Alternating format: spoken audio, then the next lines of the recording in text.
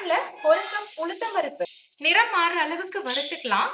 இதை ஒரு பாத்திரத்துல மாத்திக்கலாம். 1/2 கப் சாப்பாடு அரிசி, புழுங்கல் அரிசி. அரிசி நல்லா பொரியற அளவுக்கு வறுத்துக்கணும். இந்த அரிசியையும் உளுந்து கூடயே சேர்த்து நல்லா ஆறுனதுக்கு அப்புறம் மிக்ஸி ஜார்ல சேர்த்து ரவை பதத்துக்கு கொஞ்சம் கொரகொரப்பா அரைச்சு எடுத்துக்கலாம்.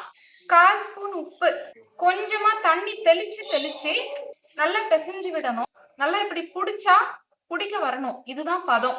கொஞ்சம் தேங்காவை சேர்த்து நல்லா கிளறி விட்டு இட்லி பாத்திரத்துல கொஞ்சம் தண்ணி வச்சு மேல இந்த மாதிரி துணி வச்சு இந்த புட்டு மாவை சேர்த்து இது ஒரு 20 நிமிஷத்துக்கு வேகட்டும். வெந்துடுச்சு. புட்டை எடுத்து ஒரு பவுல்ல சேர்த்து கொஞ்சம் தேங்காய் சேர்த்து 1/4 ஸ்பூன் ஏலக்காய் தூள், 1/2 கப் நாட்டு சர்க்கரை, 2 ஸ்பூன் நெய் சேர்த்து நல்லா மிக்ஸ் பண்ணி விட்டா ஹெல்த்தியான உளுந்து புட்டு ரெடி.